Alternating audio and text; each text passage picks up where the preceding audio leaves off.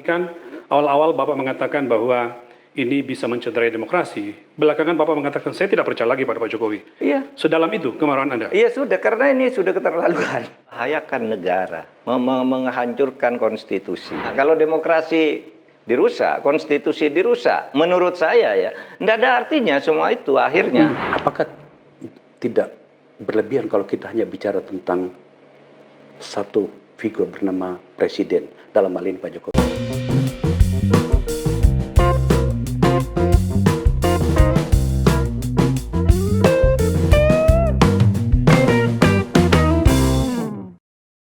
Assalamualaikum warahmatullahi wabarakatuh. Shalom, Om Swastiastu, Namo Buddhaya, salam kebajikan.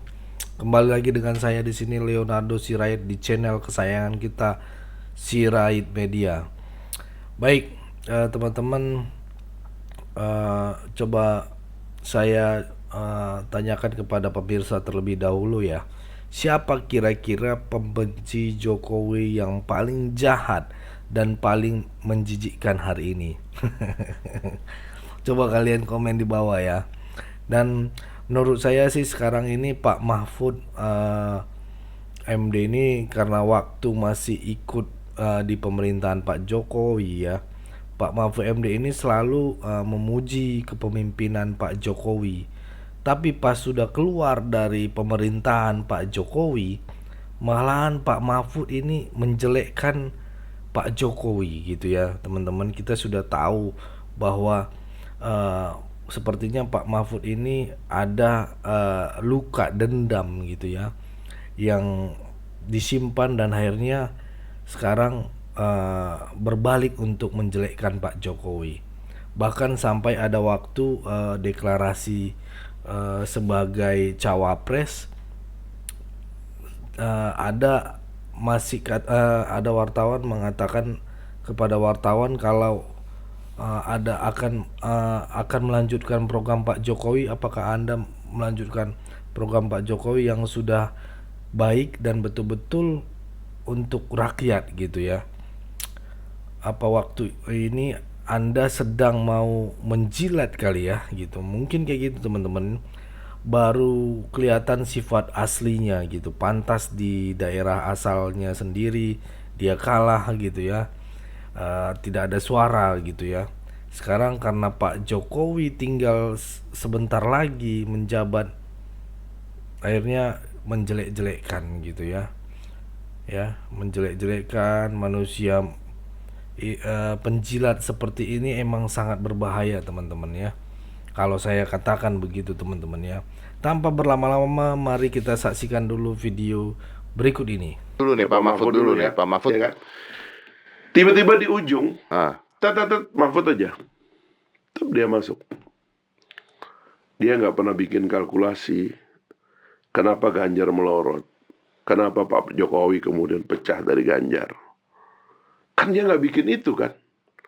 Akhirnya kenapa saya akhirnya jadi berbeda sama Pak Jokowi. Dia nggak pasang sikap dari awal. Karena nggak pernah kepikiran bakal masuk. Nggak pernah kepikiran, dan dia itu loyal kepada Pak Jokowi. Hampir Siapa loyal? Pak Mahfud. Pak Mahfud Loyal pada Pak Jokowi. loyal pada Pak Jokowi dan tidak pernah bicara ganjil tentang Pak Jokowi. Semasa dia menjadi pejabat, dia adalah pembela Pak Jokowi habis-habisan. Tiba-tiba Tiba-tiba ngomongnya lain. Duh, salahkan polisi, salahkan TNI, salah sistem semua. Loh, you are on the top of the system. Anda kan harusnya yang bertanggung jawab atas sistem itu. Kok tiba-tiba sistem yang Anda selama ini bangun atau Anda ada dalam pengawasannya, kok tiba-tiba jadi rusak? Saya bisa jawab ya. Ya. Kan namanya orang kampanye. Nah, itu harus ada yang dipertahankan, harus ada yang disalahkan, harus begitu dong kampanye. Itulah rusak jadinya gitu loh. Nah, itu yang diganjil dilihat orang. Makanya akhirnya berhenti supaya bisa bebas bicara. Menjadi tidak konsisten. Tapi itu udah telat, Bos. Harusnya dari awal kalau mau. Ya dari awal tuh dia niat maju. Kalau saya jadi Pak Mahfud ya mohon maaf ya. Saya bilang Pak Jokowi, Pak terima kasih Pak. Atau diajak sama Ibu Mega. Saya bilang, Bu Mega saya terima kasih. Saya merasa jabatan Menko Polkam ini adalah akhir buat saya karena ini tidak saya rencanakan, dan karena itulah saya terima kasih. Saya nggak bisa dalam pertarungan lainnya. Apalagi kalau tiba-tiba di tengah jalan saya harus Maksudnya Bang Fahri ini nolak? Iya dong. Bagaimana caranya Ganjar bisa melawan Pak Jokowi? Come on. Dia ini kan nggak ada sebenarnya, kan dia dibesarkan Pak Jokowi. Tapi kan Ganjar punya backup partai yang luar biasa. Ya makanya itu tadi, karena tangga ini nggak jelas. Rambutnya putih, kode-kode yang Iya, akan udah diangkat-angkat di-ban. sama Pak Jokowi, saya tahu. PDIP belum setuju loh. Itu belum setuju ya? Belum setuju. Rambutnya putih, ya kan? Terus suruh PSI bikin dukung Ganjar jadi presiden. Ngamuk PDIP. Apa-apaan sih ini partai nggak jelas, katanya gitu. Taruh sama si Yeni. Ngamuk orang. Gambar di mana? Seluruh Indonesia, bos. Projo kasih kode rambut putih dalam sidang Projo. Wah, orang bilang Pak Jokowi akan bersama Ganjar. Tong naik surveinya Ganjar. Ganjar dia kira ini dia.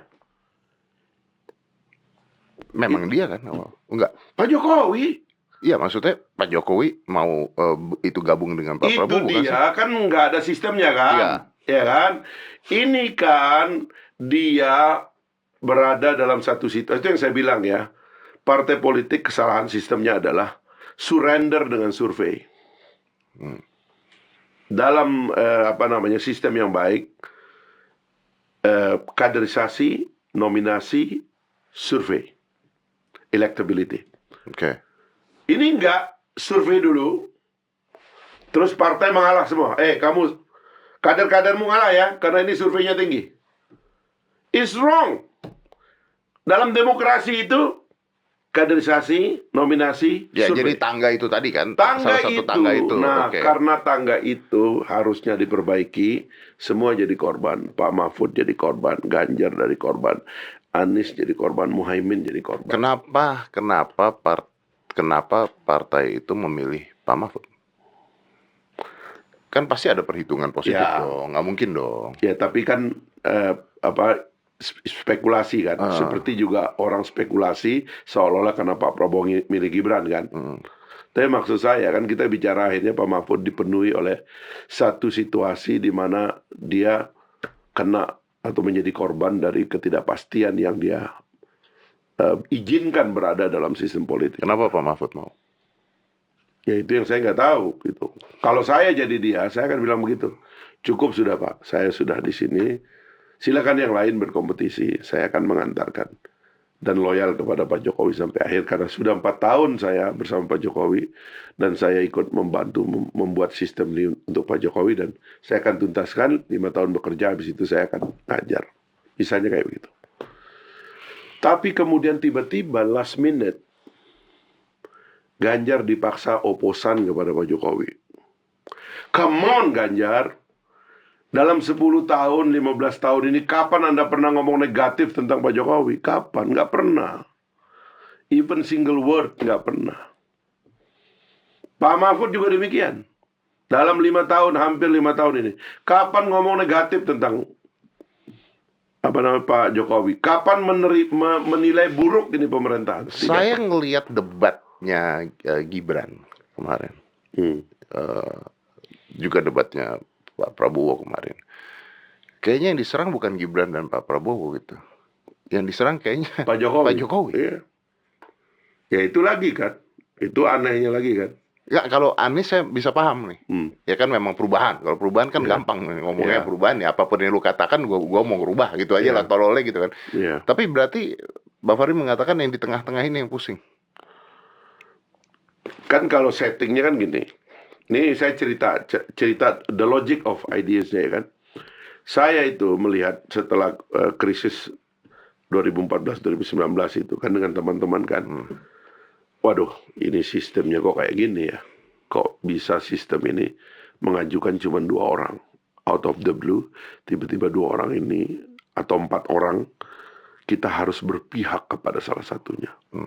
Padahal dalam sistem demokrasi yang sehat, tangga pemihakan itu adalah partai dan ideologinya, kemudian ideologinya terlebih dahulu, kemudian partai dan jaringannya, barulah orangnya gitu. Tiba-tiba kita ini tuk tuk tuk tuk tiba-tiba muncul karena threshold tadi itu. Saya bilang ini berbahaya gitu. Karena itulah sekali lagi pemilu kita bikin 2024. Kalau bisa peaceful transition. Caranya adalah yang kemarin bertengkar itu harus bersatu. Bersatulah Pak Prabowo dan Pak Jokowi. Benar jadi kan? Iya kan? Dan itu terjadi gitu. Pikiran saya waktu itu kabinet dikumpulin sama Pak Jokowi sampai terakhir. Karena yang di luar kabinet itu Demokrat sama PKS nggak cukup. Gitu loh. Tapi kumpulin aja dulu sampai last minute. Nah 10 tahun Pak Jokowi bekerja menunjukkan bahwa kita ini kabinet ini ada gagasannya. Ada gagasannya, ada kerjanya, ada juga orang-orangnya. Kebetulan pimpinan partai aja juga di situ semua. Kemudian kita ngomong Pak Jokowi, Pak tahan kabinetnya Pak. Biarin aja terus sampai terakhir. Bagus juga nih koalisi besar gitu. Akhirnya ngomong koalisi besar kan. Tiba-tiba Nasdem sama Pak Surya keluar. Dukung Pak Anies Baswedan. Saya tanya Pak Jokowi, Pak itu kesepakatan kabinet nggak? Saya tanya kan. Saya khawatir jangan memang kesepakatan kabinet gitu loh. Dia bilang enggak. Ya udah bagus Pak. Ini besar kan. Pikiran saya sih kalau ada yang pergi satu cuma 20%. Jadi 80 masih di sini nih. Kan Pak Jokowi dengan Pak Prabowo itu harusnya 100%. Karena 2 kali pemilu kan. 4753, 4555 kan. Nah. Enggak ada yang keluar. Oh bagus Pak. Tahan terus. Tahan terus nih. Tiba-tiba keluar satu lagi. Saya bilang tahan Pak sebagai koalisi. Karena dalam sistem ini, ya, yang saya sendiri ingin memperbaiki sistem ini nanti. Karena dalam sistem ini tidak ada yang relevan kecuali melawan atau bersama. Oke teman-teman, nah itulah sifat ya yang kita lihat yang dilakukan Pak Mahfud MD gitu ya. Menurut saya sih Pak Mahfud MD ini sangat parah sekali teman-teman. Kelihatan banget penjilatnya gitu ya. Ketika dikasih jabatan gitu ya, karena dia bilang ini baik dan sebagainya, kerjanya benar dan sebagainya, tapi sekarang berbalik gitu ya. Kalau saya bilang Pak ingat umur Pak gitu ya, jabatan nggak dibawa mati Pak gitu ya. Ya nggak teman-teman, yang setuju katakan di kolom komentar ya. Apakah sampai sebegitunya menjadi menjilat gitu ya. Oke lah teman-teman, bagaimana tanggapan kalian? Boleh kalian berikan pendapat kalian di kolom komentar. Hanya bisa berpesan Pak Mahfud, please berubah Pak, berubahlah Pak. Jangan menyenggol Pak Jokowi, akan berbahaya kedepannya untuk karir Bapak. Itu pandangan saya teman-teman. Menurut kalian bagaimana? Tuliskan di kolom komentar ya teman-teman. Tapi ingat teman-teman, pesan saya pokoknya tetap jaga persatuan Indonesia. Jangan mau dipecah belah, jangan mau diadu domba, karena NKRI harga mati. Saya Leonardo Sirait, mohon undur diri. Bye bye.